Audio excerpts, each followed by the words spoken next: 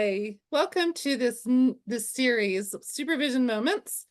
This is the 5th video for 2025, and I hope you'll tune into the videos with each new guest interview. I'm Dr. Susan Thompson, and with me today is Tim Grothaus, who's an associate professor of counseling and human services at Old Dominion University. I've actually known Tim for a few years, since 2005. Yes. And I'm so glad to have you, Tim.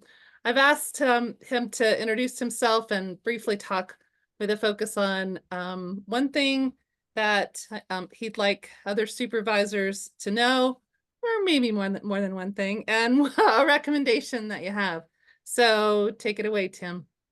Well, thank you so much. This is a joy to see you and to do this. Supervision was the topic of my dissertation back in 2004. I've been fortunate to publish a few articles on it and all. I haven't been as active in supervision lately, but currently I'm supervising 11 school counseling interns in their second semester as a group, and then doing some individual work with them. So it's remained in my heart, even though I'm not as active as I once was. And I thought about, with your invitation, what I wanted to share, and I thought that most of us who have a passion for supervision, and I still do, want to not just do supervision, but do supervision. And this is there's nothing new here, but hopefully it'll still be helpful. So if we want to have supervision, then I would suggest that we don't just see, which would be one thing, but we see cubed. So I have 3 quick C's,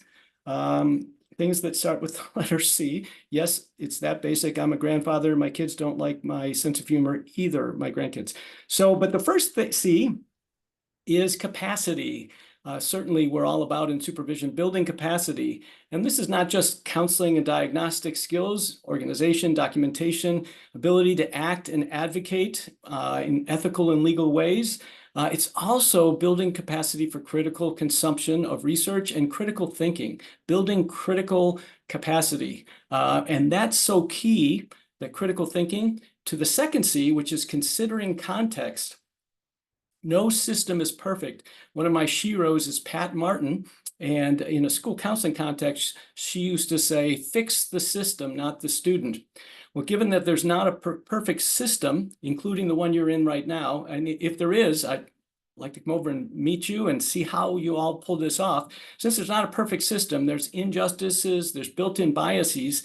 Rather than having our supervisees conform to a system that's acknowledged to be problematic, how do we challenge these built-in biases? And if we're not challenging the built-in biases, if we're not working on the system, how are we correcting being part of the problem? Because our lack of challenging it is an endorsement. You know, silence equals death was the saying years ago, and unfortunately, it's true in many ways. So the deck is stacked for some, often people who look like me and have my unearned privileges, and it's stacked against others. How do we work to chip away at that, eventually hoping to eliminate it? How do we promote justice? How do we promote inclusion? How do we act in a strength-based fashion that welcomes and builds on the strengths that our supervisees bring, even if they're not traditionally valued?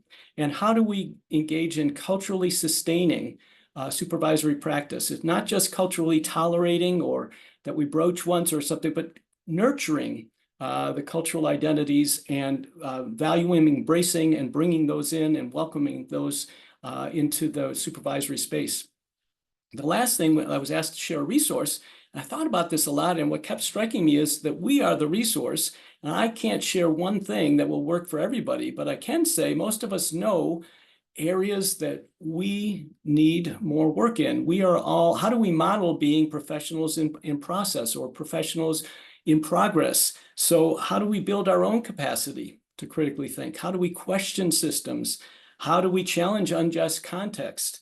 So I would say the resource would be you. And thank you for engaging in this important work. And I hope you do so. It's fulfilling for you, and you do it with passion, and you do it with supervision. Thank you very much. Thank you, Tim. I like that.